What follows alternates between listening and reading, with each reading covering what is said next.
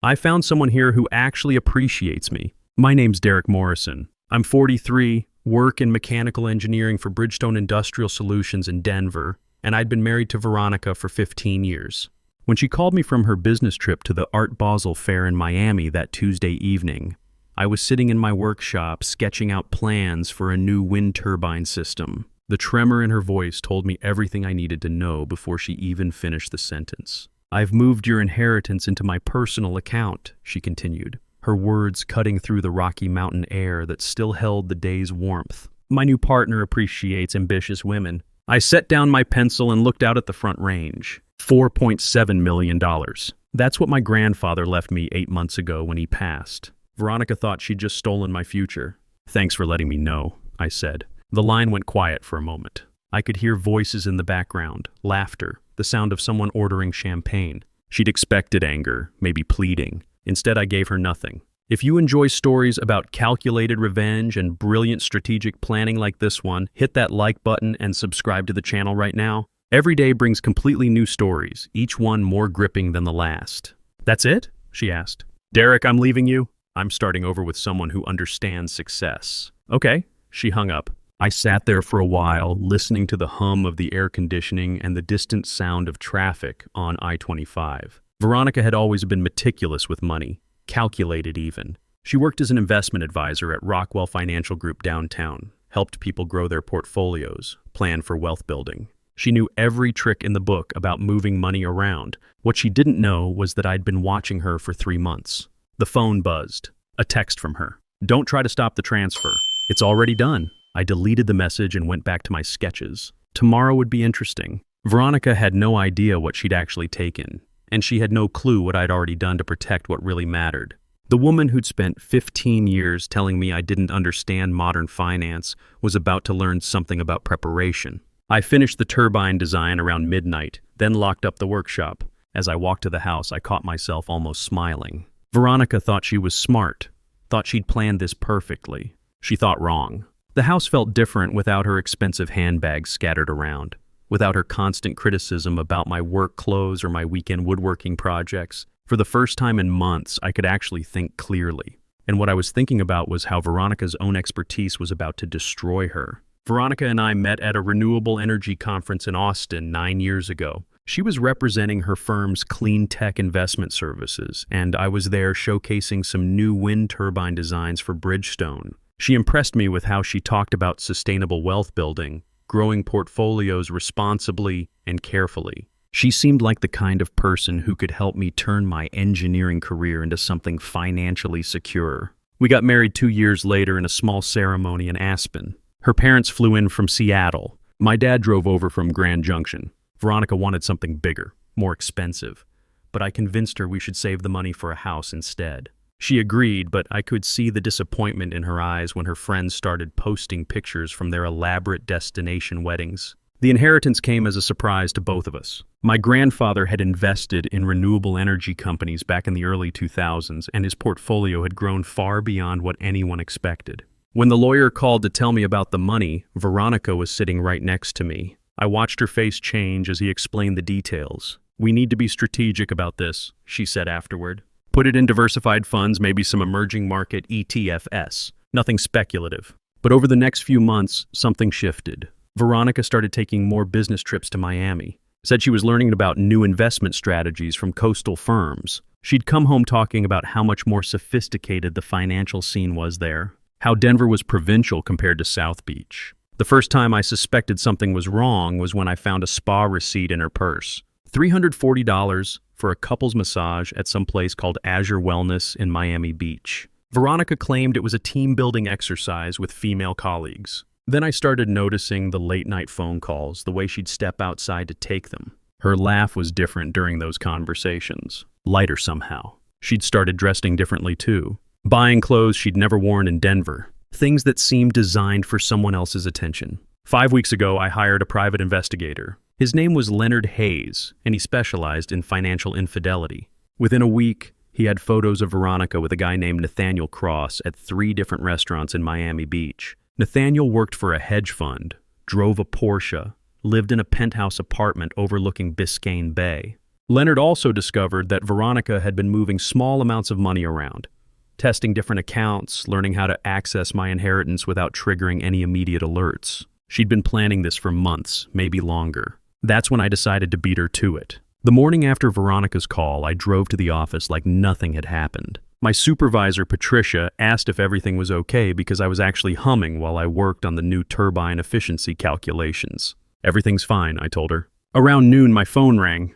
Veronica, Derek, I need you to sign some papers, she said. My lawyer says we need to make this official. What papers? The divorce documents and the financial transfers. You need to acknowledge that the inheritance money was moved with your consent. I sat back in my chair and looked out at the parking lot. A couple of trucks were delivering materials for the afternoon shift, and the guys were unloading steel beams under the Colorado sun.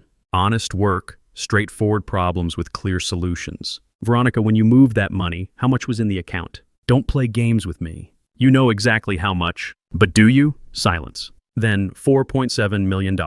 Your grandfather's inheritance. Check again. I hung up and went back to work. An hour later, my phone started buzzing with text messages. Veronica was frantically trying to reach me, but I was in the middle of a meeting with the production team about equipment modifications. By the time I checked my phone, there were 9 missed calls and 15 text messages, each one more desperate than the last. The final message read, "Call me now. Something's wrong with the account." I didn't call her back. That evening, Leonard called me. "Your wife contacted an attorney today," he said. "Seems she's having some trouble accessing the funds she thought she transferred." Is that right? Apparently, there was only about $95,000 in the account she accessed. She's demanding to know where the rest of the money went. Keep watching to see how Derek's masterful preparation unfolds. I thanked Leonard and hung up. Then I opened my laptop and logged into my cryptocurrency wallet. $4.6 million safely converted and stored across multiple blockchain accounts that Veronica would never find, never understand, and never be able to touch. I'd moved the real money 3 months ago, the day after Leonard showed me the first photos of Veronica with Nathaniel. The $95,000 I'd left in the traditional bank account was a test, and Veronica had failed it spectacularly. She'd stolen what she thought was my future, but all she'd actually taken was pocket change. The real inheritance was locked away in digital assets that required technical knowledge she didn't possess and security protocols she'd never heard of. My phone rang again, Veronica's number. This time I answered. "Where is the rest of the money?" she demanded. "What rest?" "Don't lie to me, Derek. I know there was more than $95,000. You took what was in the account," I said. "That's all there was." The next morning, Veronica called from her lawyer's office. I could hear the attorney in the background, a woman with a sharp voice asking questions about asset declarations and financial disclosure requirements. "Derek, we need you to come to Miami immediately," Veronica said. "There are discrepancies in the inheritance documentation. I'm at work. This is more important than your job. My attorney says you've hidden assets and that's illegal in a divorce proceeding." I looked around the shop floor where 3 guys were assembling a new wind energy system for one of our renewable clients. Real work, solving real problems. "Veronica, I haven't hidden anything. You took the money from the account. That's what was there." "That's impossible. The inheritance was $4. $7 million. I have the documentation from your grandfather's lawyer." "Then maybe you should call him." I did. "He says he transferred the full amount to your account 8 months ago. And you took what was in the account when you accessed it," I said. "I'm not sure what you want me to tell you." The attorney took the phone. "Mr. Morrison, this is Caroline Walsh. I represent your wife in this matter. We need complete financial disclosure, including all accounts, investments, and holdings you may have acquired since the inheritance. I'll be happy to provide documentation for any accounts that existed when Veronica accessed them. That's not sufficient. We need a complete accounting of all assets. Then you'll need to subpoena my records," I said. "But I'm not hiding anything. Veronica took the money that was available, and she's welcome to it." I hung up and went back to work. That afternoon, Leonard called again. "Your wife's attorney filed for emergency asset preservation," he said.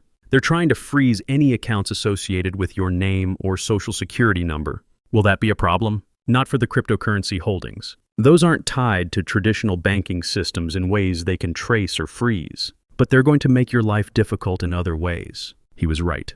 By evening, I had 4 voice messages from different attorneys, 3 from investigators Veronica had hired, and 1 from a forensic accountant who specialized in finding hidden assets. Veronica was pulling out every stop, calling in every favor from her financial planning network. The forensic accountant, a guy named Stephen Clark, actually showed up at Bridgestone the next day. He was waiting in the parking lot when I got to work. A thin man in an expensive suit who looked completely out of place among the industrial equipment. "Mr. Morrison, I'd like to discuss your financial situation," he said. "I'm late for work. This will only take a few minutes. Your wife is concerned that you've moved substantial assets to avoid divorce settlement obligations." I stopped walking and looked at him. My wife moved the inheritance money to her personal account while she was on vacation with her boyfriend. Now she's claiming I've hidden assets. Does that seem logical to you? Stephen's expression didn't change. Financial disputes in divorce proceedings often involve complex motivations. If you cooperate with the asset investigation, it could help resolve this matter more quickly. The assets she was looking for were in the account she accessed. She took them. Case closed. "Mr. Morrison, $4. $7 million doesn't simply disappear." "No," I said, "it doesn't." I walked into the building and left him standing in the parking lot. Patricia was waiting for me inside. "Friend of yours?" she asked, Veronica's forensic accountant. "Did you hide assets?" "I protected my inheritance from someone I suspected might try to steal it." She nodded. "Good." That weekend, Veronica came back to Denver. She used her key to get into the house Saturday morning while I was at the hardware store picking up materials for a new workbench project. When I got home, she was sitting at the kitchen table with her laptop open and bank statements scattered around. "We need to talk," she said. I set down the lumber and looked at her. She was wearing one of the new outfits, something sleek and expensive that looked like it belonged in Miami rather than Denver. Her hair was different too.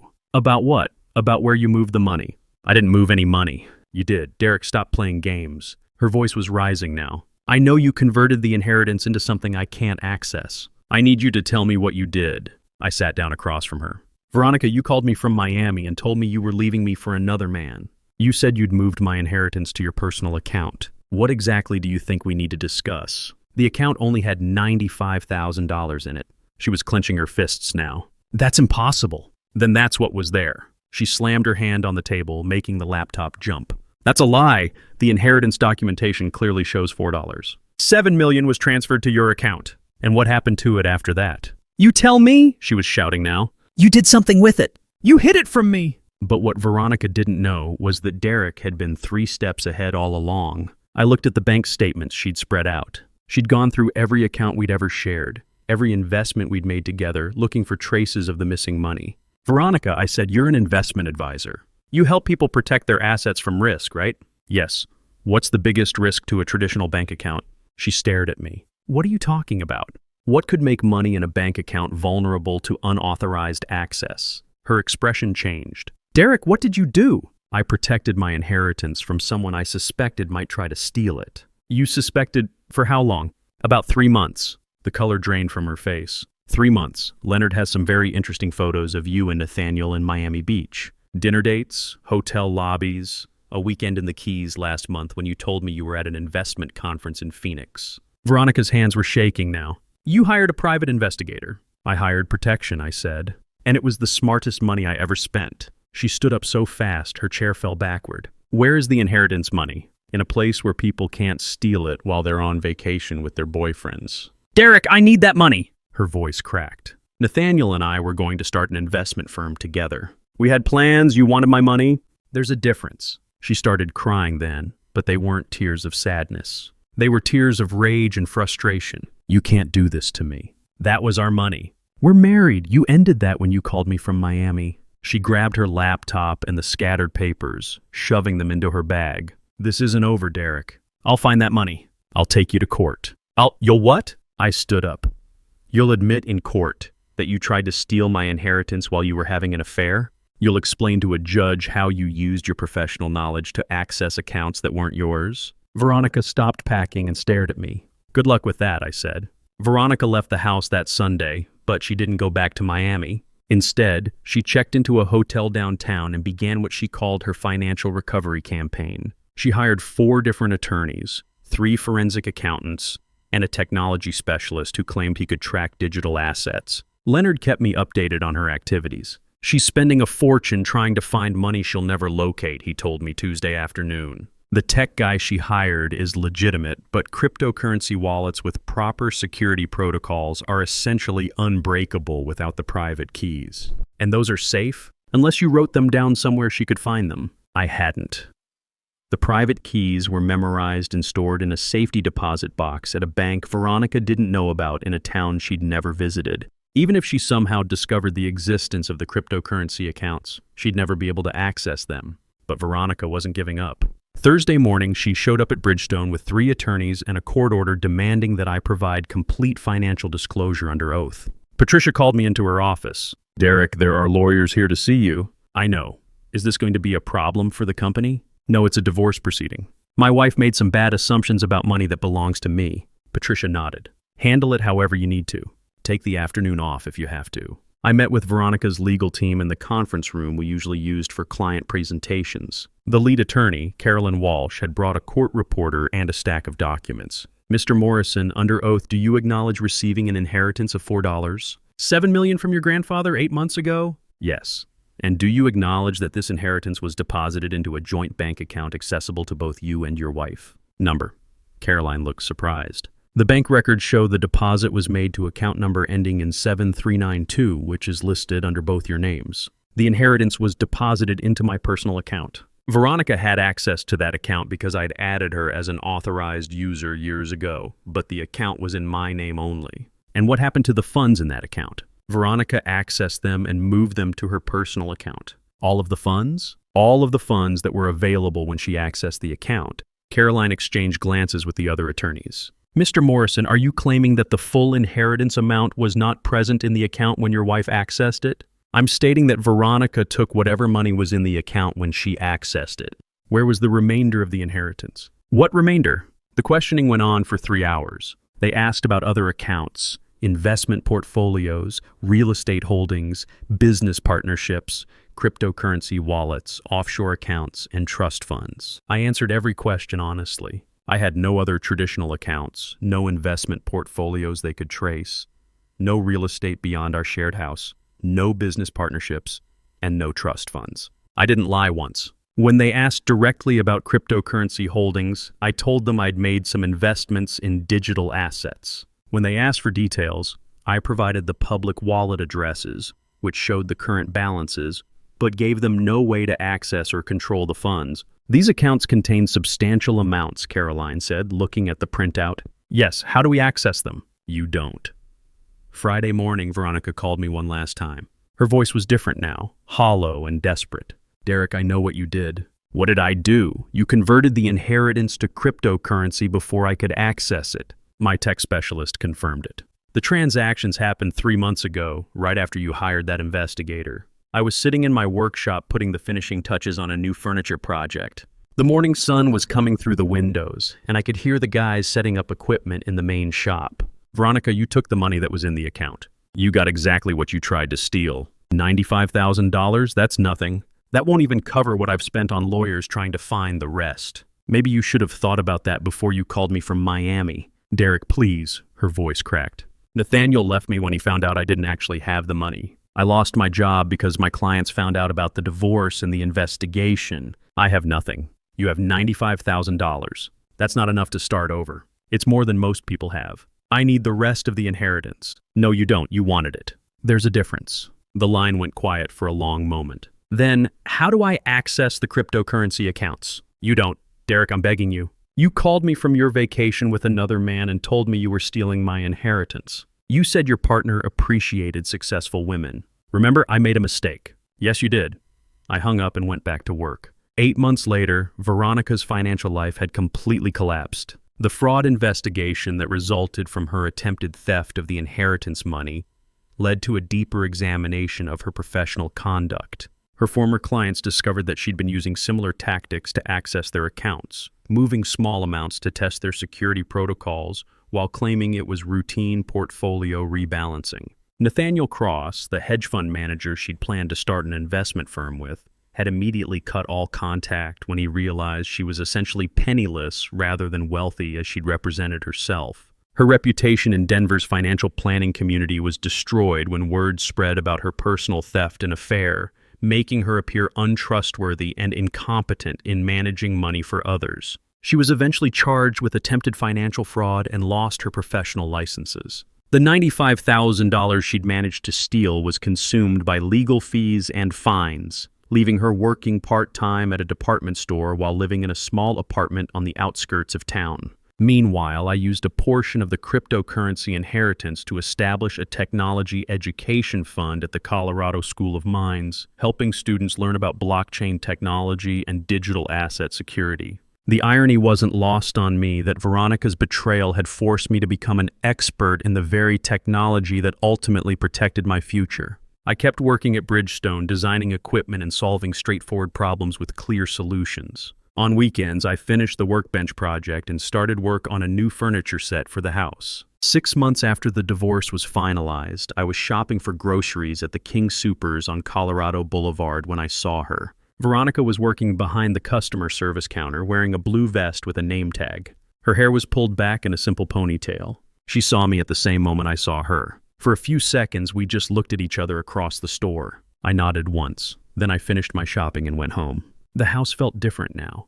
Better somehow, without the constant tension of living with someone I couldn't trust. Veronica's attempt to steal my future had taught me something valuable about preparation and innovation. Sometimes the best defense against traditional deception is thinking one step ahead and embracing change. If you enjoyed this story of calculated revenge and brilliant strategic thinking, hit that like button and let me know in the comments what you thought about Derek's approach.